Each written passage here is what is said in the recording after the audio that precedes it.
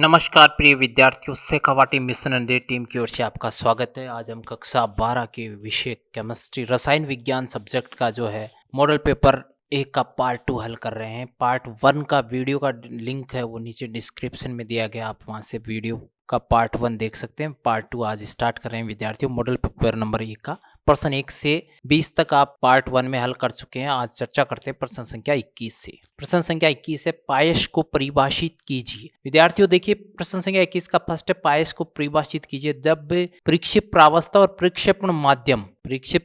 प्रक्षेपण माध्यम दोनों द्रवावस्था में होता है, इसे कोलाइड क्या कहलाते हैं? पायस कहलाता है। जैसे दूध, जैसे क्या है? दूध। प्रश्न संख्या 21 का दूसरा प्रश्न है, भौतिक और रासायनिक अधिशोषण में अंतर लिखिए। विद्यार्थियों, भौतिक और रासायनिक अधिशोषण के हम अंतर की चर्चा करते हैं। सबसे पहले आप टेबल बनाकर अंतर लिखिए। पहला, भौतिक अधिशोषण की चर्चा करते हैं, उत्क्रमणीय प्रक्रम होता है, जबकि रासायनिक जो है अनुत्क्रमणीय प्रक्रम है। भौतिक अधिशोषण बहुआण्विक परत का निर्माण करता है, ये एकाण्विक परत का निर्माण करता है। तीसरा जो है प्रश्न है, आकाश का नीला रंग क्यों दिखाई देता है? विद्यार्थियों, हम सबको पता है आकाश का नीला रंग प्रकाश के प्रकीर्णन के कारण दिखाई देता है। अगला प्रश्न है 21 का, अथवा की चर्चा करते हैं। शोल को परिभाषित कीजिए। शोल किसे कहते हैं? विद्यार्थियों, जब प्रक्षेप्त प्रावस्था और प्रक्षेपण माध्यम में अंतर अवस्था के अंदर, यानी प्रक्षेप प्रावस्था ठोस हो और प्रक्षेपण माध्यम क्या हो? द्रव हो, तो ऐसे कोलाइड क्या कहलाते हैं? शोल कहलाते हैं। जैसे गोल्ड शोल है। विद्यार्थियों, अगला प्रश्न है, द्रव स्नेही और द्रव विरोधी कोलाइड में दो अंतर लिखे। अंतर का कोई भी प्रश्न आता है, आप टेबल बनाकर अंतर लिखिए ताकि सुंदर लगे और अच्छे अंक प्राप्त हो आपको। द्रव स्नेही कोलाइड और द्रव विरोधी कोलाइड में दो अंतर लिखने हैं। तो देखिए विद्यार्थियों, द्रव स्नेही कोलाइड स्थायी होते हैं और दूसरा है उत्क्रमणीय होते हैं, जबकि द्रव विरोधी कोलाइड जो है अस्थायी होते हैं और अनुत्क्रमणीय होते हैं। अगला प्रश्न है, क्या होगा जब कोलाइड विलयन में विद्युत धारा प्रवाहित होगी? तो विद्यार्थियों, कोलाइड विलयन में विद्युत धारा प्रवाहित करने पर विद्युत कणों का क्या होगा? संचलन होगा। तो इस प्रकार से आप प्रश्न संख्या 22 देखते हैं। देखिए विद्यार्थियों, अच्छा प्रश्न है, प्रथम कोटि वेग यानी कि फर्स्ट ऑर्डर रिएक्शन की चर्चा कर रहा है, तो प्रथम कोटि वेग अभिक्रिया के लिए समाकलित वेग समीकरण ज्ञात कीजिए। अच्छा प्रश्न है ये। और द्वितीय जो है, यदि प्रथम कोटि वेग अभिक्रिया के लिए अर्धायुकाल 1 सेकेंड हो तो वेग स्थिरांक के का मान ज्ञात करना है। तीसरा, आलेख बनाना है। तो सबसे पहले हम हल करते हैं प्रथम कोटि वेग अभिक्रिया के लिए समाकलित वेग समीकरण। मान लीजिए कोई सामान्य अभिक्रिया ए से बी में बदले, जिसकी ए की प्रारंभिक सांद्रता ए है, स्मॉल ए, और बी की प्रारंभिक सांद्रता 0, क्योंकि उत्पाद की 0 होगी। जब अभिक्रिया संपन्न होती है तो टी समय पश्चात जो सांद्र नए अक्ष उत्पाद बन जाते हैं, यानी टी समय में बी के अक्ष उत्पाद बन जाते हैं, तो ए के शेष जो उत्पाद बचते हैं वो ए माइनस अक्ष मोल प्रति लीटर बच जाते हैं। सांद्रता की इकाई मोल प्रति लीटर है।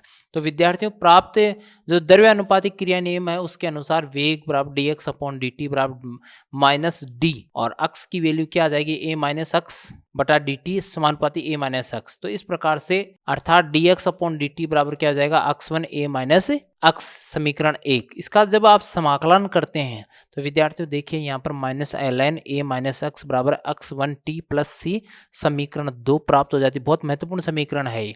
यदि इस समीकरण की चर्चा करें तो यहाँ टी बराबर 0 हो और अक्ष बराबर 0 हो तो क्या होगा?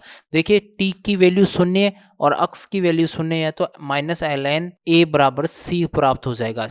सी बराबर क्या हो जाएगा? Minus L N A. अब यहाँ पर जो समीकरण 2 है उसमें सी की वैल्यू रखने पर minus L N A minus X naught is equal to क्या है? 1 अक्स, सॉरी सीधा इक्वल टू कर ले, X 1 T minus L N A. तो विद्यार्थियों, इसको हल करने पर L N A minus X बराबर अक्स 1 टी। तो यहाँ अक्स 1 टी बराबर क्या हो जाएगा? वैल्यू रखने पर 2.303 log ए अपॉन ए माइनस अक्स। तो यहाँ अति महत्वपूर्ण समीकरण है ये। अक्ष 1 बराबर क्या हो जाएगा? 2.303 अपॉन टी log ए अपॉन ए माइनस अक्स। तो ये बहुत ही महत्वपूर्ण है फर्स्ट ऑर्डर रिएक्शन के लिए। अब दूसरा जो प्रश्न है, यदि प्रथम कोटि अभिक्रिया के लिए टी हाफ का मान 1 सेकंड हो तो वेग स्थिरांक यानी के की वैल्यू ज्ञात करनी है। विद्यार्थियों, टी हाफ बराबर क्या होता है? 0.693 अपॉन के, चूंकि टी हाफ की वैल्यू 1 सेकंड दे रखी है तो के की वैल्यू ज्ञात करनी है आपको। तो के की वैल्यू क्या हो जाएगी 0.613 सेकंड इनवर्स टी की वैल्यू हो जाएगी। तीसरा जो प्रश्न है वो है कि आलेख बनाने एक तो प्रथम कोटि वेग और अभिक्रिया सांद्रता के मध्य, एक प्रथम कोटि अर्धायुकाल और अभिक्रिया सांद्रता के मध्य। तो देखिए वेग और सांद्रता के मध्य जब आप आरेख खींचते हैं तो सीधी रेखा प्राप्त होती है, और जब आप अर्धायु और सांद्रता के मध्य खींचते हैं तो एक सामान्यतः एक निश्चित दूरी पर सामान्य समांतर रेखा प्राप्त होती है। अगला प्रश्न है विद्यार्थी इसी का अथवा है शून्य कोटि वेग अभिक्रिया के लिए समाकित वेग समीकरण ज्ञात कीजिए। और दूसरा है यदि कोई शून्य कोटि अभिक्रिया वेग जिसके लिए अभिकारक की प्रारंभिक सांद्रता 2 मोल प्रति लीटर हो और अर्धायुकाल 1 सेकंड हो तो शून्य कोटि अभिक्रिया का वेग स्थिरांक के की वैल्यू ज्ञात करनी है। और इसी का तीसरा पार्ट आलेख बनाने किसके, वही बात है शून्य कोटि के लिए वेग और अभिकारक सांद्रता के मध्य और अर्धायुकाल और अभिकारक सांद्रता के मध्य। तो विद्यार्थियों देखिए शून्य कोटि अभिक्रिया के लिए समाकलित वेग समीकरण ज्ञात करते हैं। मान लीजिए कोई पदार्थ ए है वो उत्पाद में परिवर्तित होता है, अभिक्रिया वेग बराबर dx/dt बराबर x 1/0। तो dx/dt बराबर x अवकलित वेग समीकरण समाकलन जब आप इसका करते हो तो x बराबर x t प्लस c प्राप्त होता है। यदि t की वैल्यू 0 और x की वैल्यू 0 हो तो c बराबर 0 प्राप्त हो जाता है, अतः z बराबर क्या होगा x t प्राप्त हो जाता है। x बराबर x अपॉन t समाकलित वेग समीकरण है।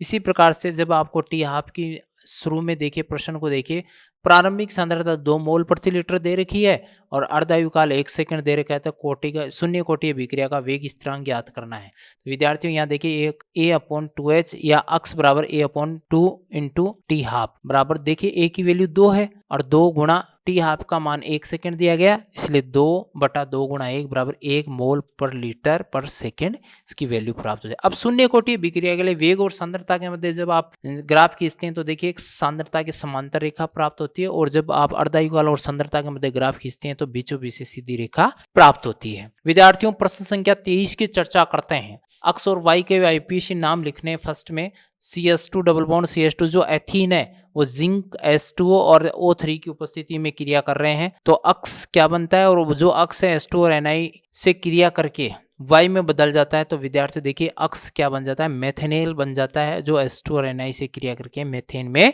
परिवर्तित हो जाता है। द्वितीय प्रश्न है ऑक्जेलिक अम्ल का आईपीएसी नाम लिखिए। ऑक्जेलिक अम्ल का आईपीएसी नाम लिखिए। तो विद्यार्थियों आपको पता होना चाहिए ऑक्जेलिक अम्ल का आईपीएसी नाम एथेन डाइओइक अम्ल होता है। एथेनॉल की एल्डोल संघनन अभिक्रिया समझाइए। देखिए ये सामने दी गई है एथेनॉल की एल्डोल संघनन अभिक्रिया। यहाँ देखिए CH3CHO जब ये OH यानी हाइड्रोक्सिल आयन की उपस्थिति में क्रिया करता है एल्कोहलिक माध्यम में, तो CH3CH CH2CHO एल्डिहाइड में देखिए संख्या बदल रही है, और जब इसको आप गर्म करते हैं तो जल का निष्कासन हो जाता है, और ये जो CH है वो डबल बॉन्ड में परिवर्तित होकर CH3CH डबल बॉन्ड CH अर्थात यहाँ असंतृप्त एल्डिहाइड का निर्माण हो जाता है। यहाँ अब अथवा देखते हैं। इसका अथवा में प्रश्न पूछा गया है कि CH3CH2OH जो एथेनॉल है वो कॉपर और 573 केल्विन पे क्रिया करके अक्स बनाता है, जिंक अमलगम की उपस्थिति में सांद्र HCl के साथ अभिक्रिया करता है वाई बनाता है, तो अक्स एथेनॉल होगा और वाई क्या होगा, एथेन होगा। अगला प्रश्न है एसिटिक अम्ल का आईपीएसी नाम। एसिटिक अम्ल का आईपीएसी नाम CH3COOH का आईपीएसी नाम एथेनोइक अम्ल होगा विद्यार्थियों। तीसरा है मेथेनॉल की केनिजारो अभिक्रिया लिखिए। देखिए मेथेनेल की बात कर रहे हैं तो SCHO जो मेथेनेल है उसको जब एल्कोहलिक माध्यम में आप OH की उपस्थिति में क्रिया कर रहे हो तो CH3OH और HCOOH में आयन में टूट जाता है। इस प्रकार से आपकी मेथेनॉल और मेथेनेल की केनिजारो अभिक्रिया संपन्न होती है। तो विद्यार्थियों रसायन विज्ञान का पेपर 1 जो मॉडल पेपर नंबर 1 है उसका पार्ट 2 कंप्लीट होता है। धन्यवाद। आपको इस पेपर की PDF प्राप्त करने के लिए नीचे डिस्क्रिप्शन में टेलीग्राम लिंक दिया गया है, उसको ज्वाइन करके आप PDF प्राप्त कर सकते हैं। और विद्यार्थियों सभी विषयों के मॉडल पेपर प्राप्त करने के लिए आप बेल आइकन को प्रेस करके हमारे YouTube चैनल को सब्सक्राइब कर लीजिए ताकि सभी विषयों के नोटिफिकेशन आपको समय पर प्राप्त हो सके। धन्यवाद।